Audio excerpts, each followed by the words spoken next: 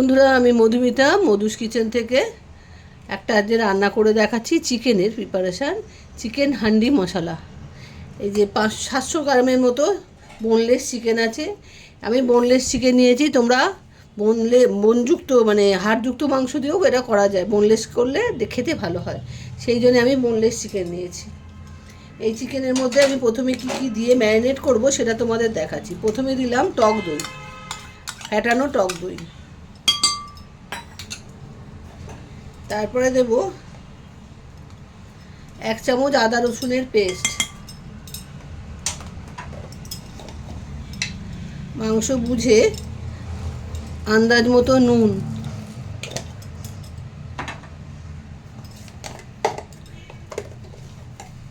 গোলমরিচের গুঁড়ো 1 চামচ,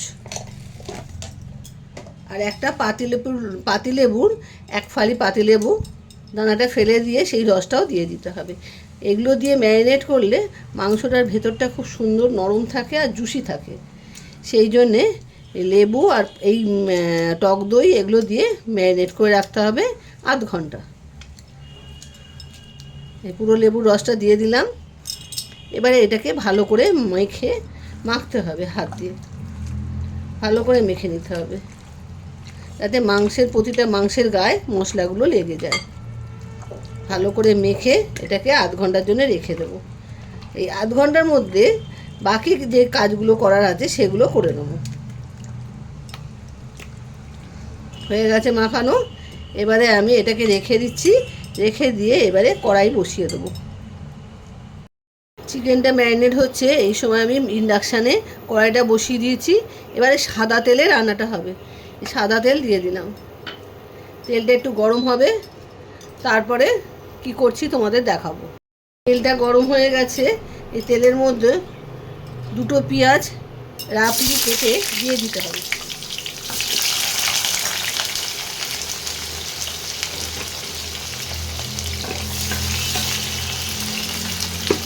এর মধ্যে দেব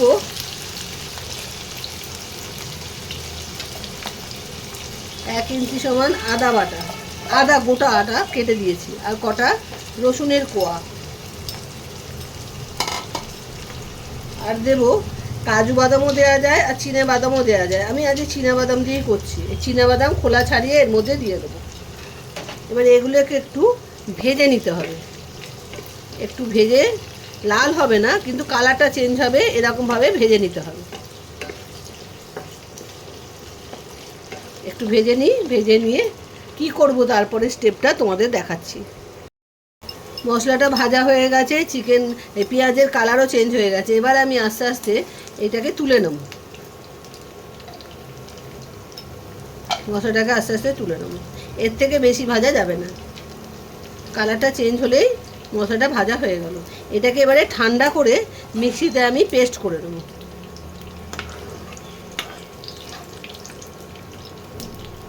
একটু ঠান্ডা হতে সময় দিতে হবে, ঠান্ডা করে পেস্ট করতে হবে।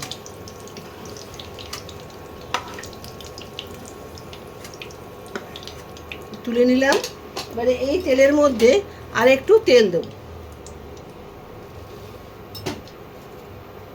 এই তেলটার মধ্যে ফোড়নে কি কি দেব, একটু জয়িত্রী,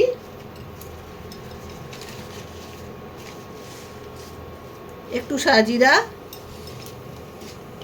আর গোটা গরম মশলা, এই যে গরম মশলা, এগুলো দেব। দিয়ে একটু গন্ধ বেরোবে, তখন ম্যারিনেট করা মাংসগুলো আমাকে এর মধ্যে দিয়ে দিতে হবে, কড়ার মধ্যে দিয়ে দিতে হবে। একটু গন্ধ বেরোবে।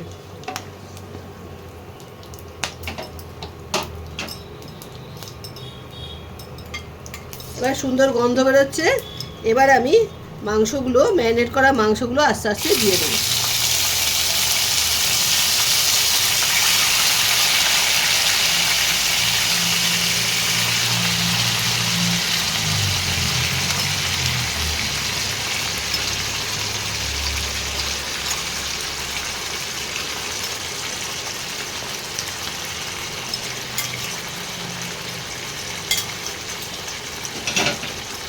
এবারে ভালো করে মাংসটাকে তেলের মধ্যে ভাজতে হবে, মানে কষাতে হবে। তারপরে মশলা যখন ভাজা মশলাগুলো ঠান্ডা হলে পেস্ট করে নেবো, নিয়ে তারপরে এর মধ্যে দেব। একটুখানি মশলাগুলো তেলের সঙ্গে এগুলো চিকেনগুলো ভাজবো, ভেজে তারপরে অন্য মশলাগুলো দেব। একটু ভাজা হোক। চিকেনটা 5 মিনিট তেলের সঙ্গে ভাজা হয়ে গেছে। এবারে শুকনো মশলাগুলো দেব। প্রথমে দেব 1 চামচ ধনে গুঁড়ো,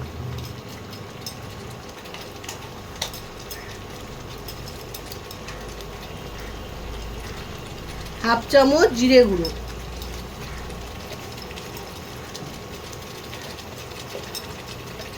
গোলমরিচের গুঁড়ো দেব হাফ চামচ।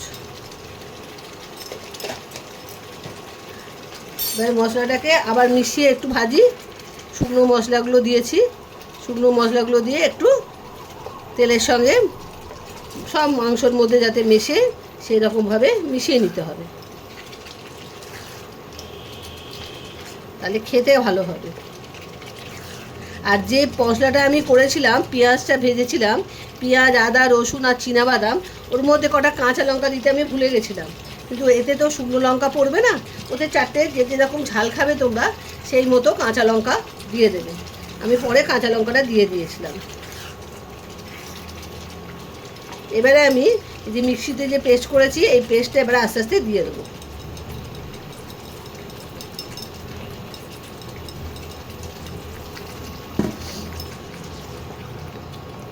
দিয়ে এবারে মশলাটাকে কষাতে হবে, মাংসটা আর মশলা দুটোই কষাতে হয় ভালো করে।